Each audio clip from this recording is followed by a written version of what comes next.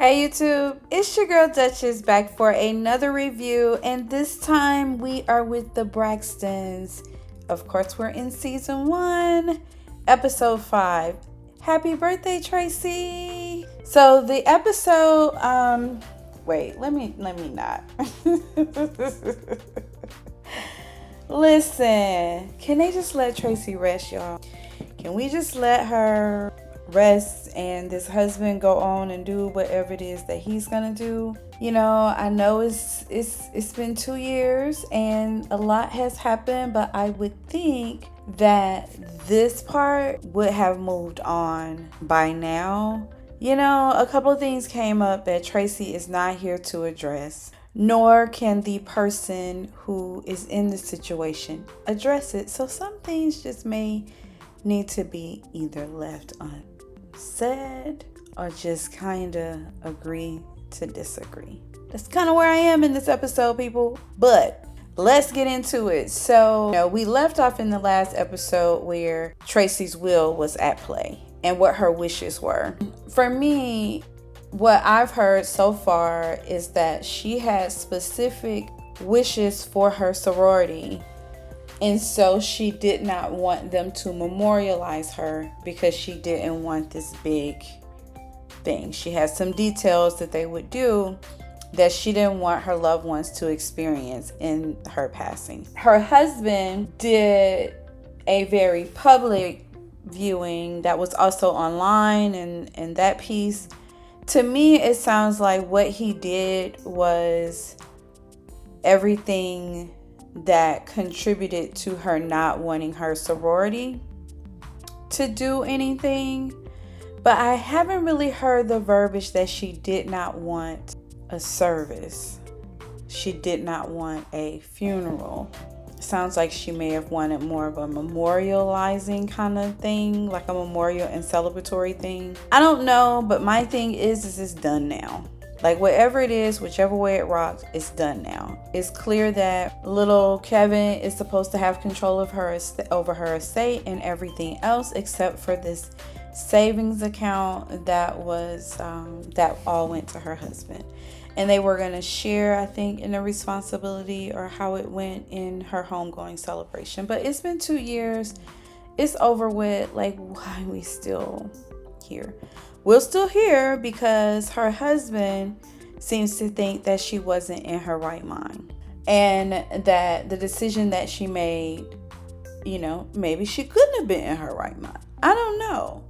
I'm not saying that at all. I'm saying maybe this is where he's coming from in fighting this tooth and nail.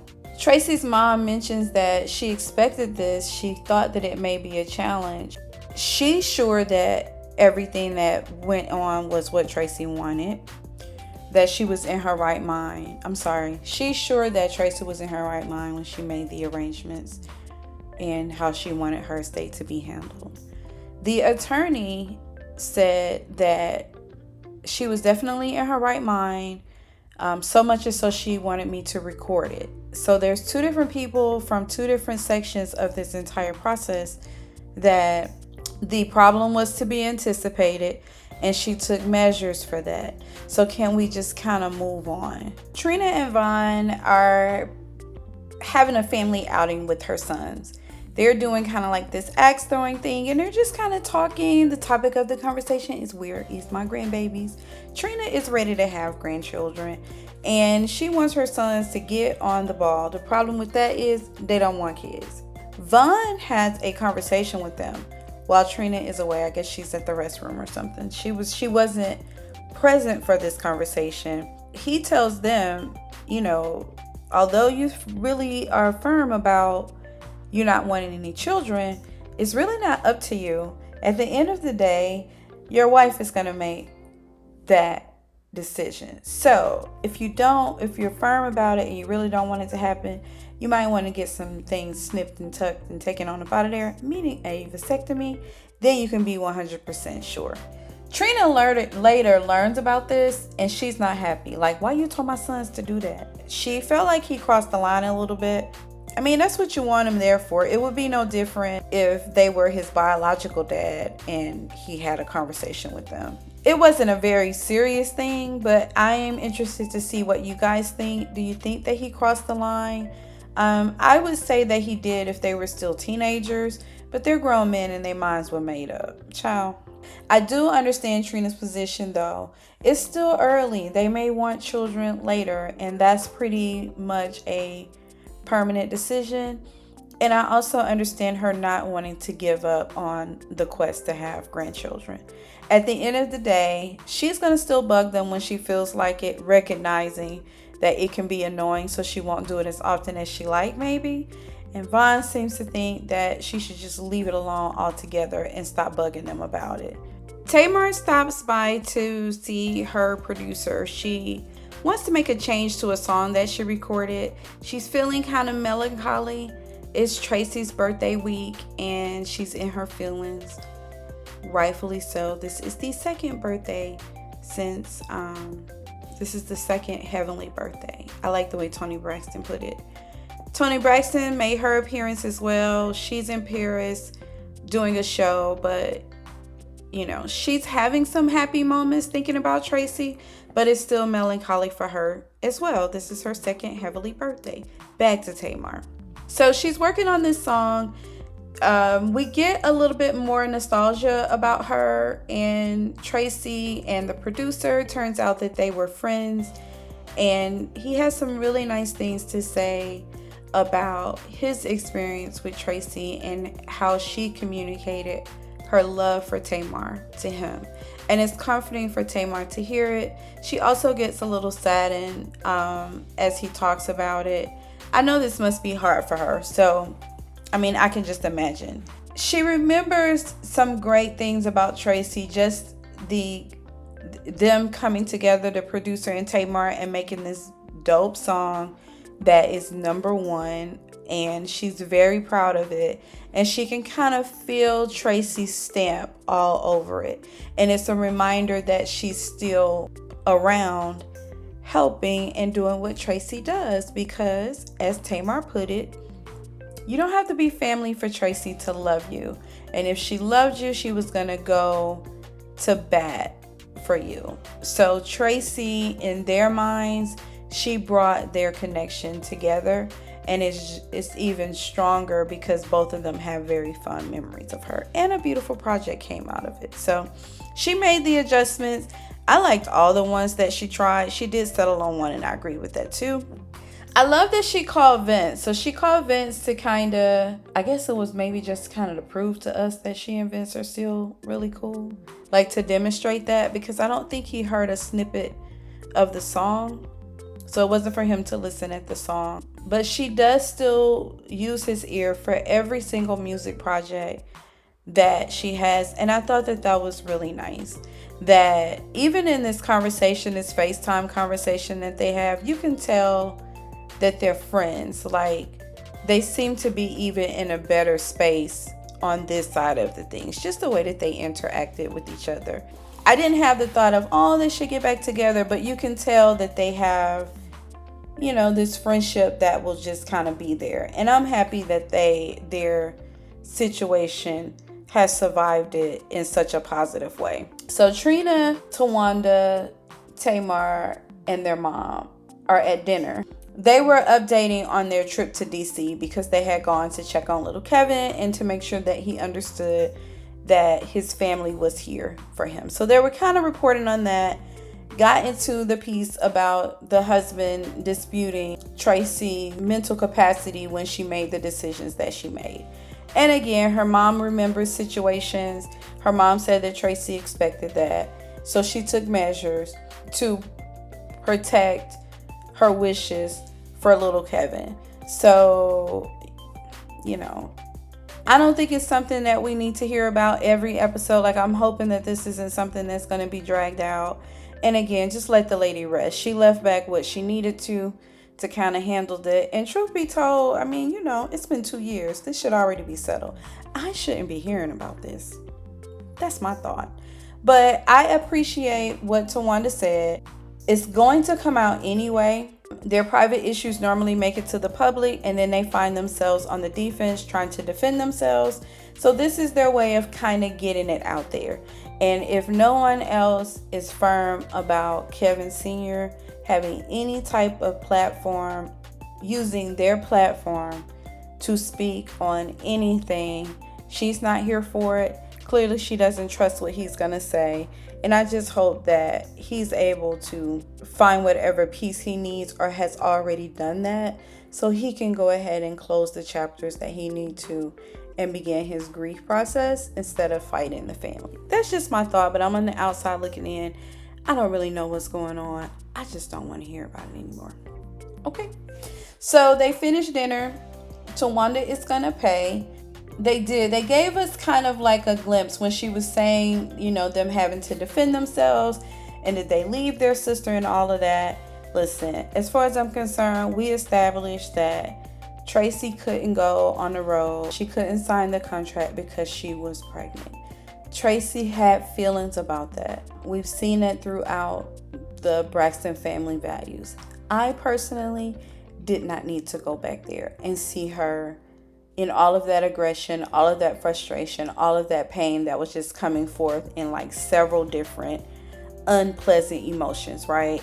It wasn't pleasant for me to see that, but they kind of went there just to kind of add some context to it. I mean, it is a new show, and I guess things need to be fleshed out so people understand the entire picture. But girl, we know what happened, and Trina summed it up perfectly. Back then, the image anyone in that business would push, you had to be the girl that every woman wanted to be, and that every man wanted to be with. I thought that summed it up perfectly, child. And if you're on tour with a baby bump or even carrying, ain't nobody checking for that. So that kind of summed it up for me. Oh, they decide that they're going to plan a birthday party. So they kind of get past that. They decide that they're going to plan a birthday party for like a birthday celebration for Traci, and crabs is going to be the food, because she loved crabs, and they're from Maryland, so who wouldn't want some Boston king crabs? They didn't really get king crabs though because of the season or where they were or whatever, but they did do crabs. Tawanda decides that she's gonna make sure that little Kevin is there, and it's gonna be a surprise for everyone. So she told him to make sure to keep that a secret and not tell anyone that was going down. One of the flow producers or something like that broke the fourth wall, came over while they were at dinner to congratulate Tamar on her album or the success of her single. Tamar had a moment again because that song is kind of like, a Traci kind of song. And so we get to experience her in her raw emotions because she become emotional. They make a safe space for her. She's able to kind of get it out, and then she tries to change the subject. Typical Braxtons thing, like get some humorous or something. She wanted some drinks, or maybe it was even time to go, but I liked having a pleasant scene from Tamar. And so the party was cool. Everybody danced. Of course, the electric slide went down. Tamar was looking for some drinks. She was not in the best mood. Again, the melancholy piece of it, not in an angry type of way. Someone had a harp player there, and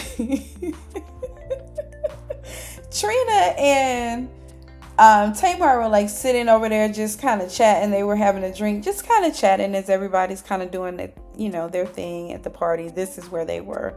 And Tamar's like, man, I'm about to go over there and pluck some strings. This sad music. Don't nobody want to hear that? Where is the DJ? This is supposed to be a party. Trina does kind of have a word with the guy like, bruh, it's given Stairway to Heaven, Highway to Heaven, something like that. Cut it out. It's draining. It's sad. We're not in mourning. Play what's on your heart, but don't play that. I thought that was funny. Anyway, afterwards, so they had invited Traci's friend. Traci has a really good friend that they also invited to the party. When Traci said that she, when Traci's illness came down, this particular friend stopped all the presses, everything that she was doing. And so she was there every step of the way with her, all the way to the end. They were confident that she would come, and she did. She showed up. And it wasn't anything awkward or anything with her. You can tell that this woman has been around them. Like, it comes up that Tamar didn't know about Traci's illness. Like, no one told her. When she found out it was how bad it was at during the hospice kind of visit, which that didn't give her very much time. And so she was kind of like reeling off like who had opportunity to tell her, but no one did, and she didn't really understand why, or and so Trina says, well, you and Traci were kind of like on the outs, really, like y'all weren't really getting along at the time. And so Tamar's like, well, did you know something that I don't know? And Tawana exits stage left. Tawana's like, that's not my business. I ain't got nothing to do with that. And so Trina's position, she didn't really give her any detail. And, but her position, I guess her confessional position is like, sisters have issues. Like, it's not that big of a deal. Like, let's not do that kind of thing. Tamar, the issue that she did give them, it was like during COVID or something. It was a while before. It may have even been what we saw with them. Like, I don't even know.